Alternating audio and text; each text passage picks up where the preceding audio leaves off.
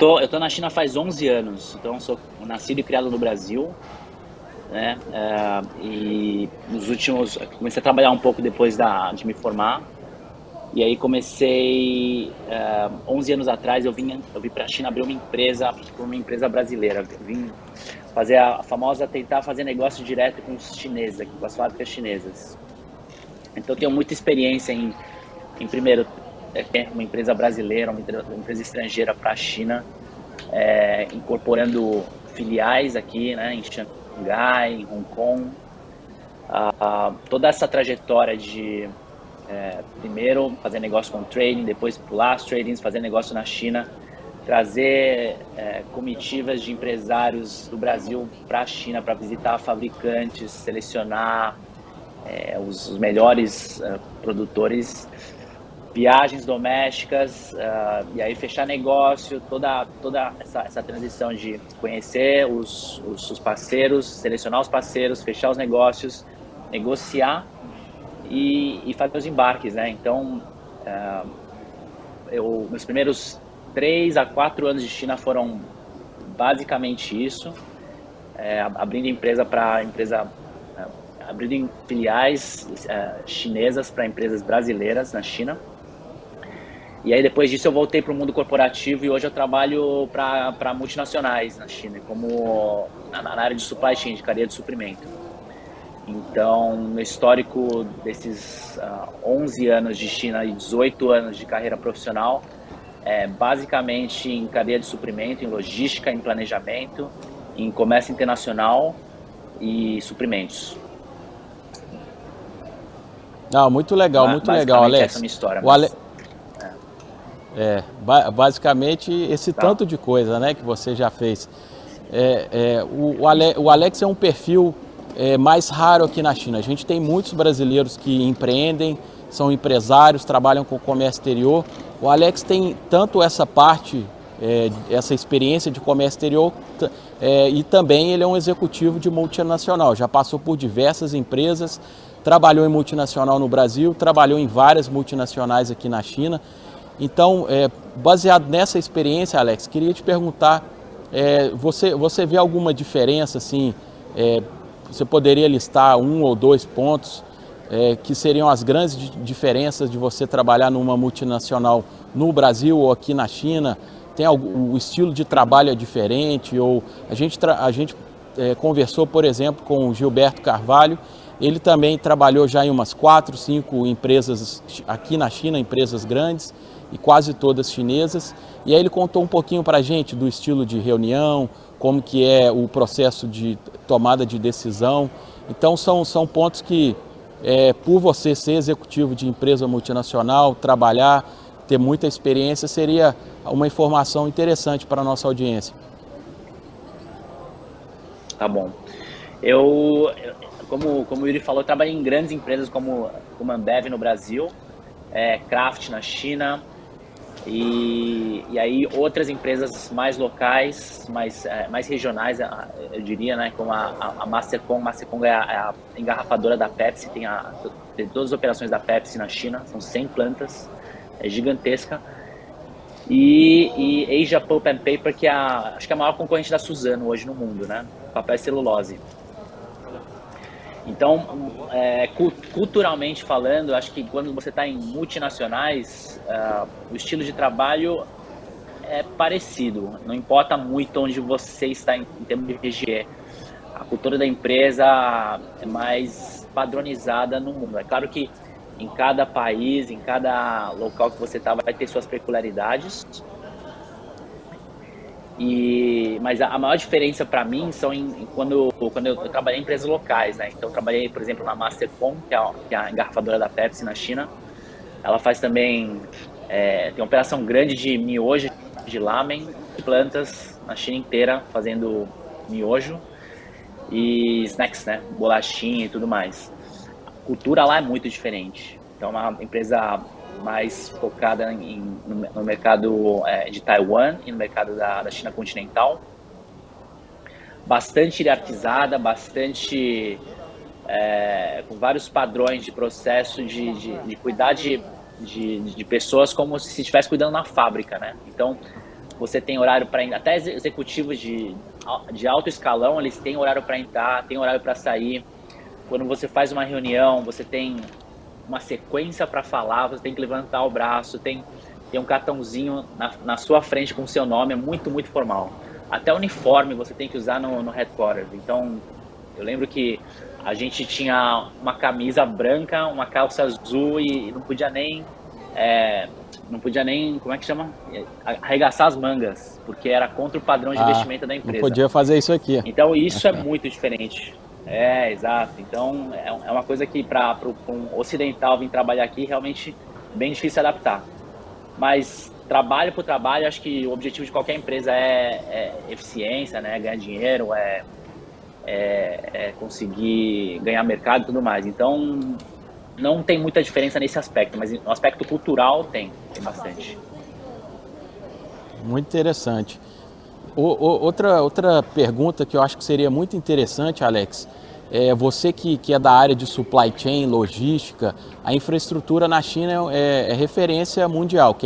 Todo mundo que vem aqui na China, visita a Feira de Cantão, por exemplo, que é o principal destino dos primeiros brasileiros e estrangeiros quando visitam a China, todo mundo fica deslumbrado pela eficiência da logística, né?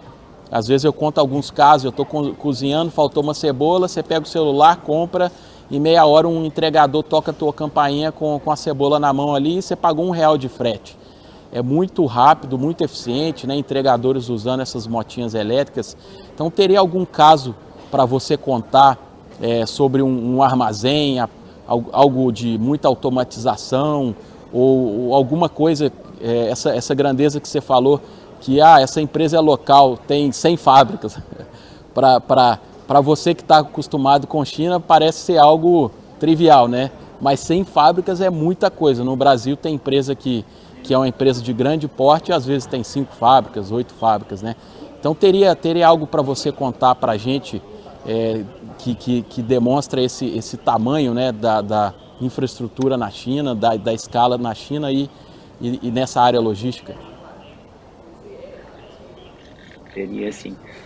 A China, acho que muitos, inclusive brasileiros ocidentais, têm uma visão ainda ultrapassada do que a China, né? Que a empresa que é um país ainda de baixo desenvolvimento, de coisa muito atrasada. Mas quando você vem para cá, a primeira coisa que você vê são aqueles aeroportos gigantes, né? Feitos para 10, 20 anos, terminais todos novos, a malha de trem-bala, a logística de portos, as rodovias, apesar de serem todas estatais, elas são extremamente bem conservadas, novas. Desculpa. Pontes para tudo que é lado e por causa disso é muito eficiente, né? Então, logística na China é muito nova, muito eficiente. Esse é um ponto. Outro ponto que eu queria destacar pela escala ser muito grande, indústrias tradicionais como, por exemplo, indústria de bebidas, que eu trabalhei bastante no Brasil, quando você compara um armazém de 10 anos atrás, por exemplo, né, que é a minha experiência pessoal, e o armazém da Pepsi aqui, da Mastercom, você vê aqueles armazéns inteiros, automatizados, verticalizados. Eu tinha armazém de racks dinâmicos, que você só colocava o empilhadeiro, o armazém na ponta da entrada do armazém, e todo o controle do pallet de bebida era inteiro automatizado até o local onde teria que ser armazenado. Então, não existe movimentação de empilhadeira dentro do armazém. Isso aumenta muito a eficiência de carregamento, de estocagem e tudo mais, né? E a diferença é o quê? Que apesar de ser um produto de baixo valor agregado, bebida, né? Bebida, um chá, por exemplo, o nível de automação que está acontecendo aqui é muito grande, até porque o custo da mão de obra está aumentando. A China não é tão mais barata quanto era no passado, mas eles estão compensando isso com eficiência operacional e investindo muito em infraestrutura e maquinário, tá? Por exemplo, o rack dinâmico que eu comentei, Agora há pouco era típico de indústrias farmacêuticas, né? Onde a margem é gigante e é um produto de valor muito mais agregado. Então, você vê a automação acontecendo em todas as indústrias. Isso é interessante. Ah, muito interessante. No Brasil, a gente já fazendo uma analogia com o Brasil, pegando parte dessa resposta sua, como a China consegue balancear esse aumento de custo com mais investimento em automatização, né, talvez robotização de muitos processos industriais. A gente vê às vezes, por exemplo, no Brasil, vou dar um exemplo de ônibus. Às vezes o ônibus no Brasil tinha um motorista e tinha um cobrador. E aí eles queriam trazer alguns ônibus sem a necessidade de ter um cobrador, né, um processo mais automatizado, seja para o motorista cobrar a passagem, ou então para ser algo automatizado com algum cartão, que não precise nem do motorista dar troco. E sempre existe uma barreira para isso, né? Às vezes falar esse processo aí vai gerar desemprego, porque cada ônibus gerava 2 empregos, agora só vai gerar um, perdeu 50% dos empregos. A China é um país muito populoso, então assim, é super importante ter emprego aqui.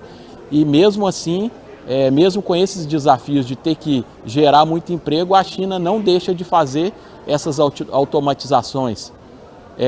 Faz sentido isso? Um pouco para brasileiro que está acostumado só com o Brasil, nunca veio na China, talvez acharia isso muito estranho, né? Realmente o que você falou é verdade. O ônibus, quando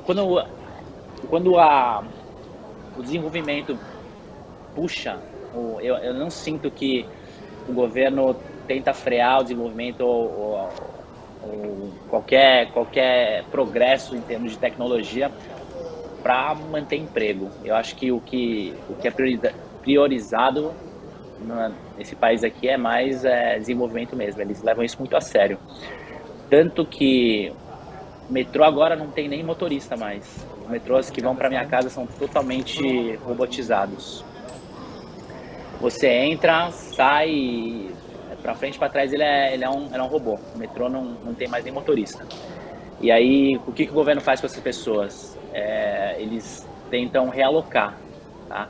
Para onde? Provavelmente para as empresas estatais. Então, eles abrem concursos, mas muita gente trabalha em empresa estatal. E a empresa estatal, sim, ela tem não só um papel de ser lucrativa, né, mas ela tem um papel social aqui, de manter estabilidade e criar emprego para a população que precisa.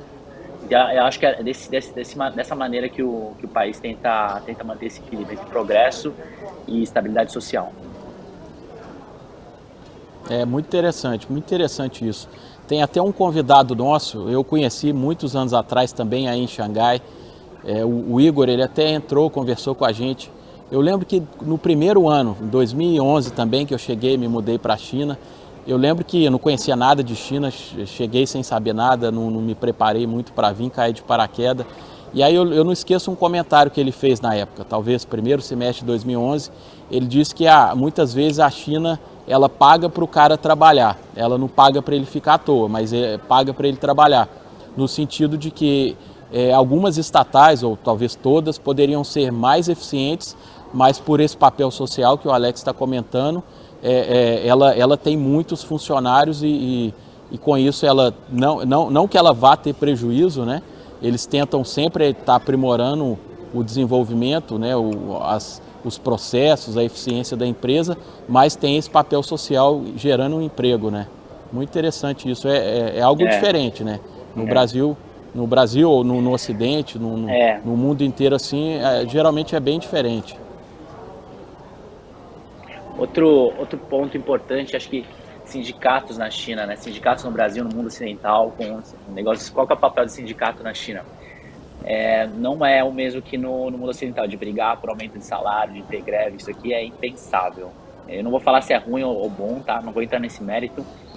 Mas esses sindicatos, hoje em dia, eles existem em cada indústria, mas eles funcionam mais para agregar os funcionários, participar de atividades sociais juntos, esporte, lazer e cultura.